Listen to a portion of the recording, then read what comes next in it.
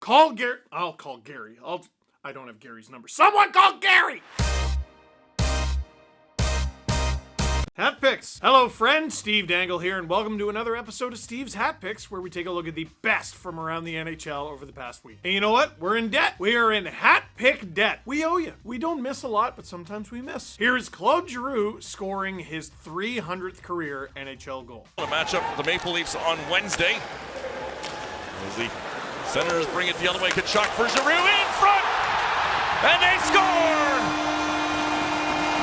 It is Claude Giroux, number 300 for the former Flyers captain.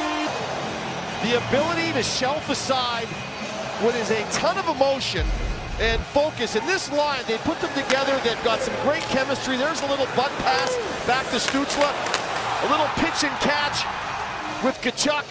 And then Giroux, the last person to touch it, and he only had it on his stick. He didn't even have to dust it off, and it was in the back of the net as they solved Connor Hart quite early in this one.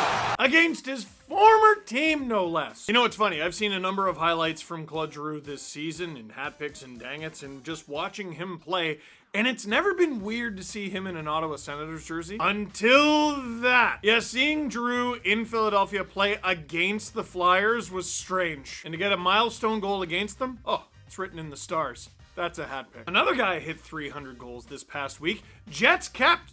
Former Jets captain Blake Wheeler, his 300th career NHL goal with 4 seconds left. 9 seconds left. Pion to the outside, hammered by Connor Loose. They score! Blake Wheeler, his 300th goal in the National Hockey League, has tied it. Dubois in front, Wheeler's there, the shot.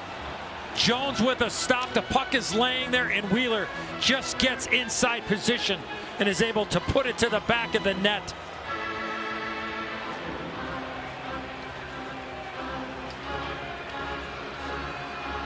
And a game-tying goal to boot! You know, heading into the season, it really seemed like things were going off the rails for the Jets. Blake Wheeler stripped to the captaincy. What's this going to mean for the team? They're doing just fine. And Blake Wheeler obviously finding ways to contribute himself. That's a hat pick. Now, we enter, as producer Nick has dubbed it, Markstrom has had an up and down season so far, but this is a save of the year candidate. Ruzicka had it knocked away. There's Scheifele passing. Connor right in. Punch hit by Markstrom. Pass across Scheifele. Stop by Markstrom. Gets a cartwheel and makes the save. And the Flames pull this off. I'm speechless. There's one. That is unbelievable. Like,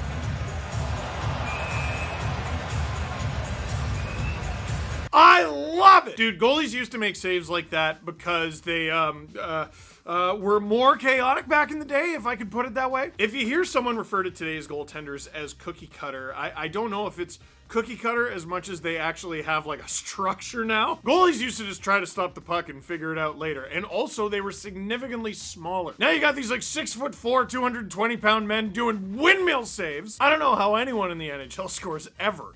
That's a hat pick. For our next hat pick, we give you a scenario that we've seen 1,000 times. Florida Panthers are out shooting the Edmonton Oilers significantly, but it's a 0-0 tie. Oilers get a power play, and you know what's going to happen next. They're going to score! Connor McDavid, 21 points last night. One-timer, what a save! Spencer Knight, he robs Leon Draisaitl off the cross-saber.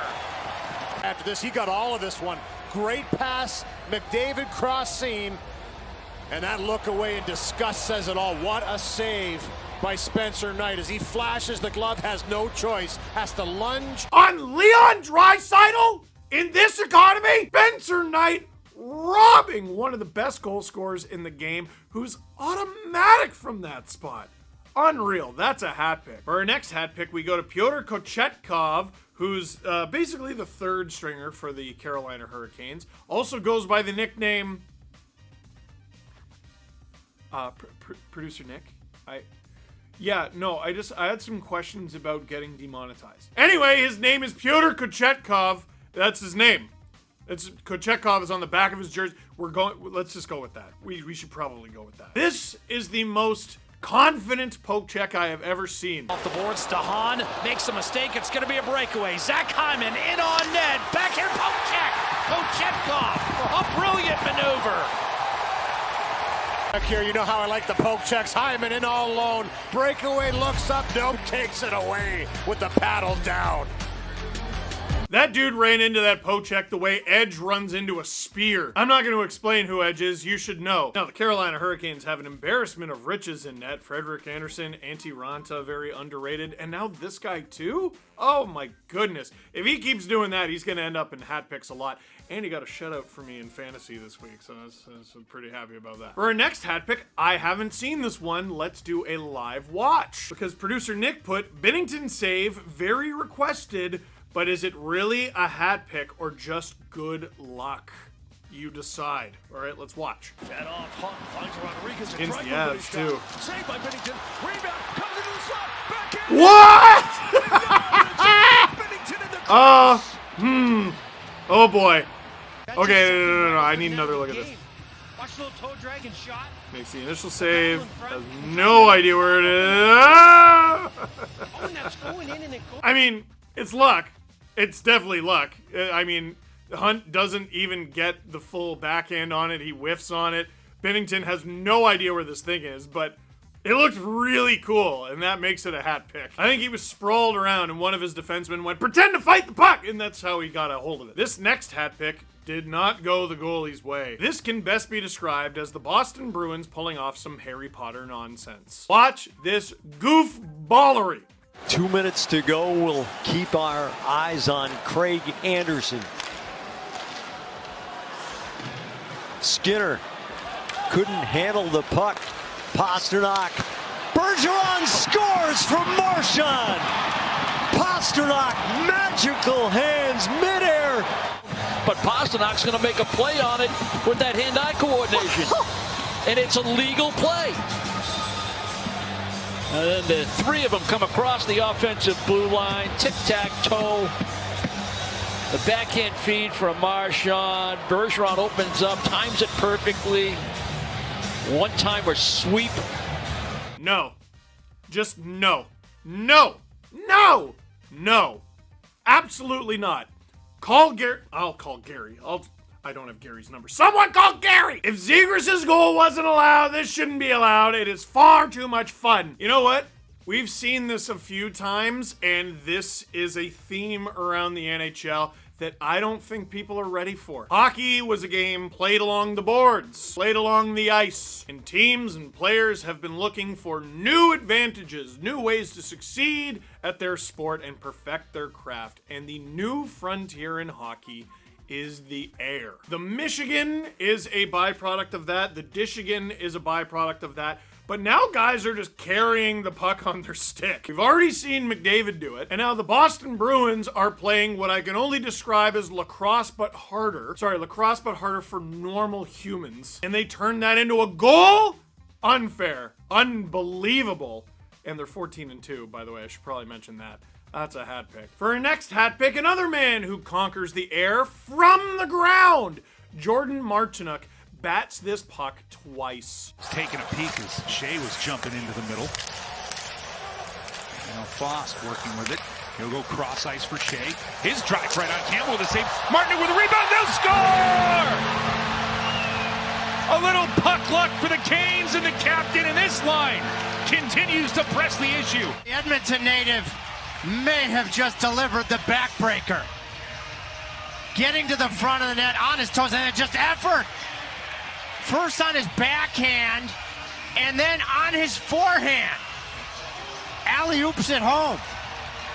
First and foremost, forget the goal. Is anyone else getting flashbacks to the 2006 Stanley Cup Final? Oilers fans like, yes, that's enough! But what a play from Jordan Martinook on the ground. Bats at this thing not once, not thrice, but twice. I keep saying this in these hat picks videos. Listen, there are lots of things to criticize hockey about. There are lots of things to criticize the National Hockey League about.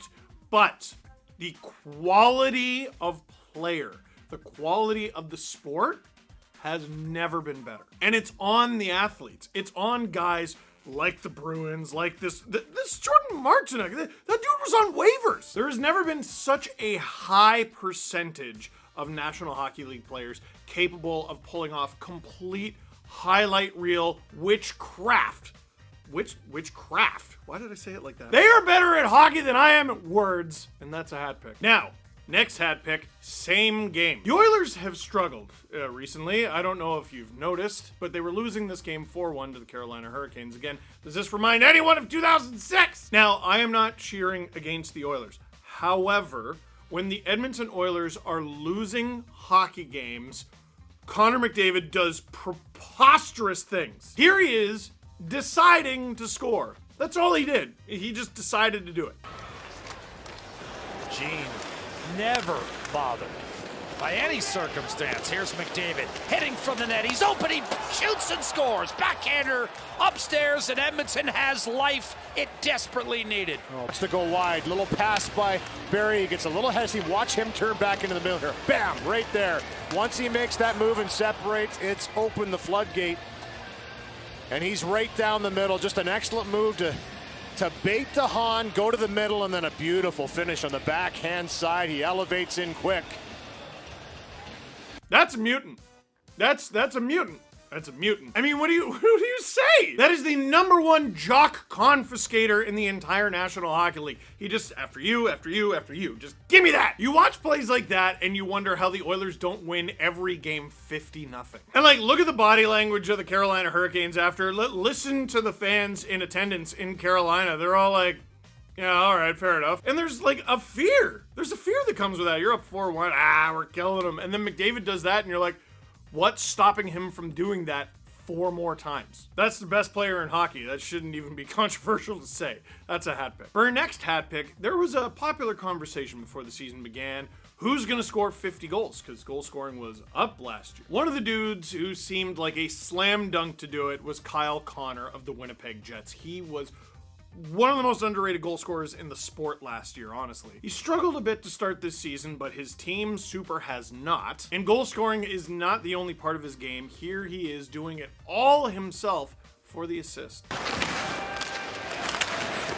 Appleton goes down, stick goes flying awkwardly, kept alive by Connor on his backhand, surveying his options, turns to the forehand, trying to shut Sagan. What a pass for Scheifele, who scores! Mark Scheifele's got 2 in this period, both They're now doing here in the second period. They were creating, they were not scoring on their opportunity set. This again is just defensive zone coverage that they can't get stopped. A rush chance they've given up a goal on. This time a cycle opportunity. Connor, who can be electric, a pass across the goal mouth, a couple of backdoor bangs. I love that Sally. Mark Scheifele just standing there with his stick on the ice, which, by the way, when you see someone doing what Kyle Connor is doing, that's probably the right choice. But everyone on the ice just looks straight at Connor. Hockey parents, if you want your kid to be a superstar and become a multi-bajillion billionaire, just name them Connor at some point in their name. First name, last name, McDavid, Kyle Connor, Bedard. Hockey is dominated by Connors. That was ridiculous. That's a hat pick. For our next hat pick, have you ever heard of a guy named Martin St. Louis? Probably have. Most famous for being the head coach of the Montreal Canadiens. Of course, he used to play in the National Hockey League. The guy won the scoring title. He won a gold medal. He won a Stanley Cup. Vast majority of his playing career was with the Tampa Bay Lightning, and in 2009, with the Tampa Bay Lightning, he set a record. That record was 4 points in 1 period. And he stood alone until Mikhail Sergachev tied it. 2 goals and 2 assists for 4 points in a single period from a defenseman. Mikhail Sergachev had a lot of expectations placed on him heading into the season with the trading of Ryan McDonough, and wow, is he passing with flying colors. 4 points in 1 period from your one guy on your back end? Yeah, that's a hat pick. 2 more hat picks to go. Jack Eichel returns to Buffalo. Now, the first time that happened, it didn't go great for Jack Eichel. This time, with Vegas as one of the hottest teams in the National Hockey League, oh, he was getting his pound of flesh. He got a hat trick. Oh, Brian Callahan always cranking the crunk rock. Always. Little John Albany loves it. Eichel fires across to Stevenson. Petrangelo again. Blocker out. You score! Jack Eichel is on the board, and he's giving it to the crowd.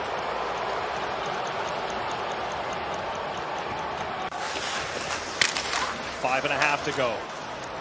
2-goal lead. Stevenson has Eichel right down the middle of the ice.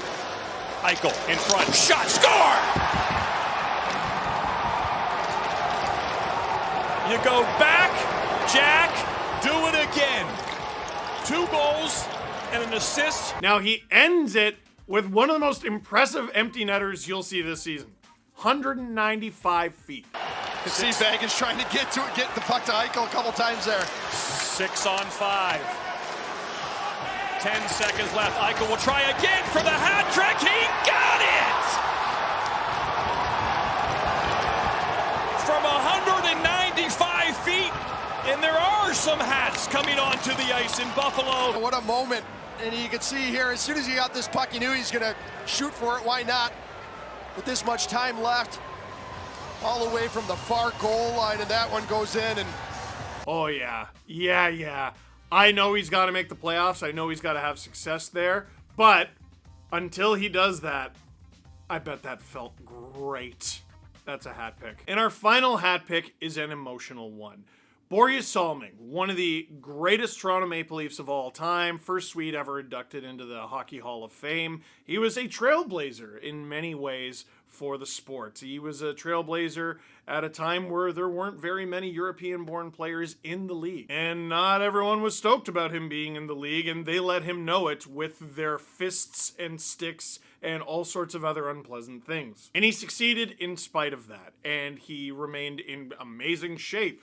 And Brian McCabe called him Skeletor at the alumni game for the Centennial Classic, because even though he was the oldest alumni on that Leafs alumni team, he was in the best shape. He was in underwear ads in Sweden, like recently, not when he was a player, like recently. But unfortunately, recently, Börje Salming was diagnosed with ALS, which has taken away his ability to speak. With the Hockey Hall of Fame weekend in Toronto with games against the Pittsburgh Penguins and the Vancouver Canucks, all the Leafs faithful got to give a huge ovation to Salming. And a hat pick to Sheldon Keefe of the Toronto Maple Leafs for making an all-Swedish starting lineup. Kalle Järnkrok, Pierre Engvall, William Nylander, Timothy Liljegren, Rasmus Sandin, and even in net, Erik Källgren. Not to mention the ceremonial face-off in which neither captain was participating. It was Oliver Ekman-Larsson of Sweden for the Vancouver Canucks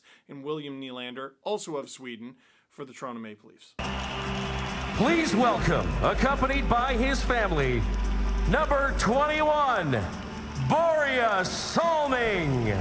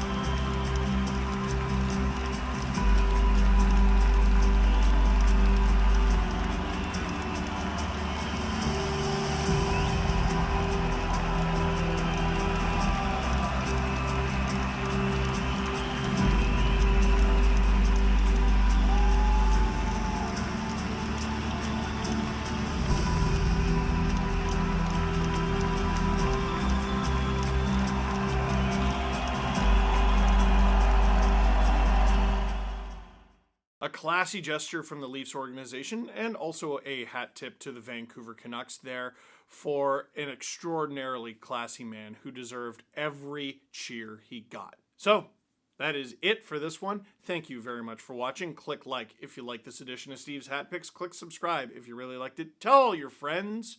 See you Thursday for Dang It's.